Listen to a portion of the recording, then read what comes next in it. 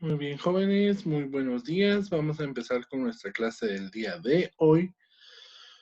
Ya hablamos sobre el tronco encefálico, hablamos sobre el cerebelo, hablamos sobre el cerebro y ahora nos toca hablar de la conexión que existe entre la cavidad craneal, entre el sistema nervioso central con el sistema nervioso periférico. ¿Y cuál es esa conexión que tenemos en el sistema nervioso periférico? Pues básicamente el la encargada esta, de esta conexión va a ser la médula espinal. Entonces, empezamos con nuestra clase de esta semana sobre la médula espinal y pues vamos a hablar sobre nuestras generalidades. La médula espinal es una estructura anatómica que se encuentra contenida dentro del conducto vertebral, que el conducto vertebral va a estar por dentro de la columna vertebral y que le va a dar protección a nuestra médula espinal, a esa conexión que va a ser entre el sistema nervioso central y el sistema nervioso periférico. La médula espinal fisiológicamente funciona como un punto de relevo en el cual las señales que vienen desde el exterior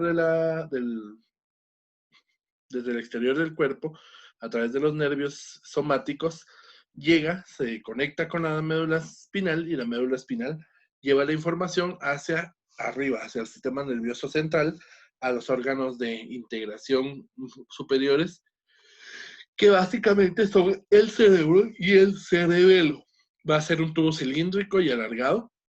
Esto pues va a depender de la constitución de la persona, de la altura, pero básicamente hablamos de un promedio de unos 45 centímetros de longitud en el hombre y unos 42 centímetros de longitud en la mujer.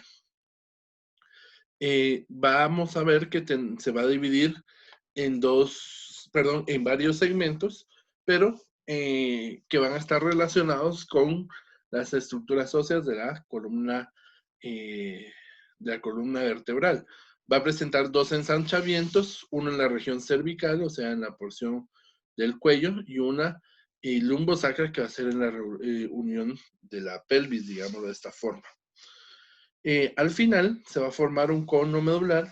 La parte final de esta va a tener una forma como de cono, cada vez más hacia abajo, después del desarrollo del ensanchamiento lumbosacro. La médula va a ir perdiendo anchura, perdonen, va a ir perdiendo su anchura y va a ir disminuyendo en tamaño hasta formar este cono que va a formar una punta, y esa punta va a ser un segmento rudimentario muy delgado y filiforme, a lo que le vamos a llamar el filum terminal.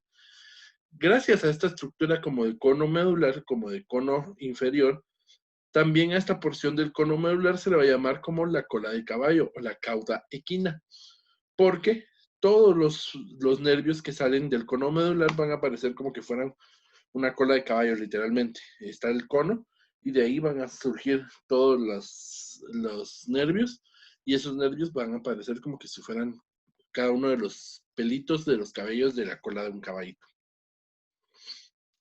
Externamente nos vamos a dar cuenta que van a haber dos divisiones importantes de la médula espinal. Vamos a ver que va a tener una cara posterior, una cara anterior, dos caras laterales, el filum terminal y el cono medular, junto con la cauda equina, que van a ser las porciones terminales, las porciones más inferiores, y en su cara posterior va a estar recorrido por un surco que va a ser denominado el surco posterior, y en la parte anterior va a ir surcado, va a ir atravesado por una estructura que se denomina el surco anterior. Pero lo importante acá no está en lo externo. Aquí lo importante se encuentra en lo interno, como los sentimientos de los varones.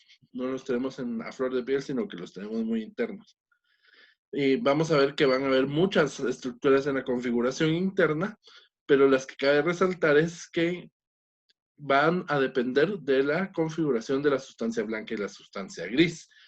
Y en el centro de la médula espinal vamos a encontrar algo que vamos a llamar el conducto central o conducto ependimario, que va a servir para la transmisión de líquido, para el circulamiento del líquido cefalorraquídeo.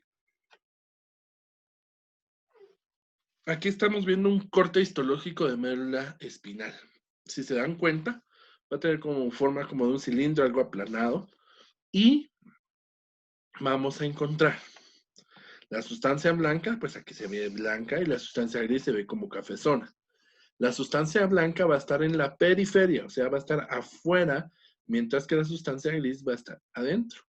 Si se dan cuenta, más o menos la sustancia gris forma o tiene una forma como de H. Y esa forma de H es una forma característica única en la médula espinal. Entonces, dentro de esta vamos a dividir a la médula espinal en dos porciones, una derecha y una izquierda, pues básicamente por división anatómica, y nos vamos a dar cuenta que la H la podemos dividir en tres porciones. Una asta dorsal, una asta ventral.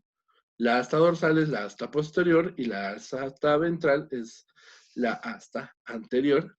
Y en algunos segmentos de la médula espinal, principalmente en los ensanchamientos cervicales y lumbosacros, vamos a encontrar una tercera asta que se le va a llamar el asta lateral. Eso es con respecto a la sustancia gris.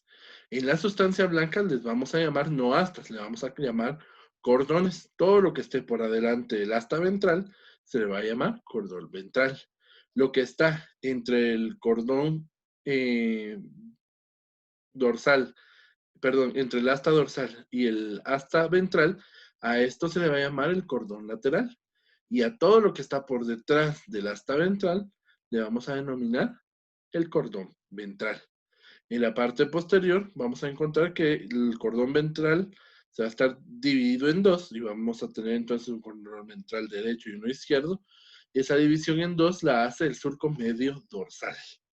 ¿Se entiende? Espero que me estén entendiendo. Y en la porción anterior vamos a encontrar el surco medio ventral que va a dividir en dos la médula espinal por la parte de adelante, por la parte anterior. Aquí volvemos a caer a lo mismo, solo que aquí estamos más o menos en un dibujo, no en una estructura anatómica como tal.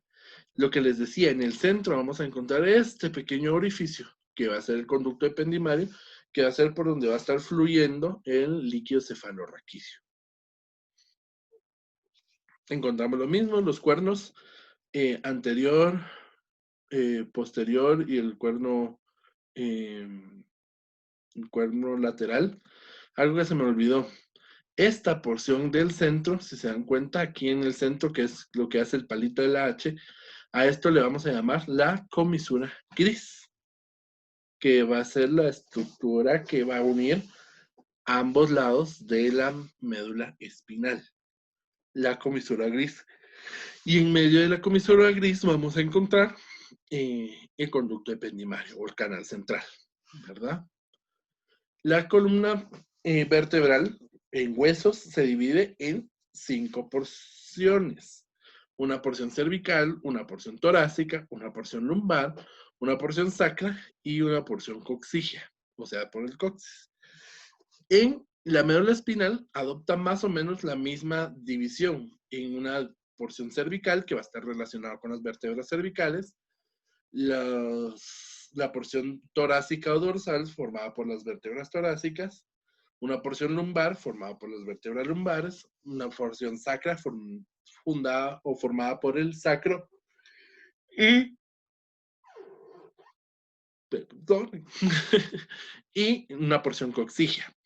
Y cada parte o cada segmento se va a dividir en porciones dependiendo de la cantidad de nervios a las que le dé origen esa sección. Por ejemplo, en la sección cervical se forman 8 nervios, por lo tanto, la columna o la médula espinal la podríamos dividir en 8 porciones o en 8 segmentos que van a ser las raíces de cada uno de los nervios. 8 cervicales, hay 12 en la porción torácica, 5 nervios en la porción lumbar, 5 nervios en la porción sacra y un nervio en la porción coccygia, para hacer un total de 31 pares de nervios espinales, y entonces 31 cortes se le pueden hacer a la médula espinal para determinar pues las estructuras anatómicas que les corresponden. Y finalmente, esto ha sido nuestra clase de médula espinal. La médula espinal, como les decía, es muy importante porque va a ser esa conexión. Si se han dado cuenta, los nervios llegan primero a la médula espinal antes de poder llegar al cerebro. Para la siguiente semana, ahora sí, perdonen por la confusión que causó el video de la anterior, pero también hay que poner un poquito de atención y leer las instrucciones. Para esta semana, láminas 4.13 y 4.14 del libro de Nether. Si ya las mandaron en la primera porque se confundieron al yo dar la instrucción, no hay problema, vuélvenlas a subir a la asignación. Recuérdense que ahora estamos trabajando en Microsoft Teams, nuestra herramienta oficial, así que por favor todos tratemos la manera de estar pendientes. Recuerden firmar su asistencia en el link. No tienen que comentar ahora su nombre en el video, sino que en el link que les vamos a dejar, ahí está el formulario para su asistencia.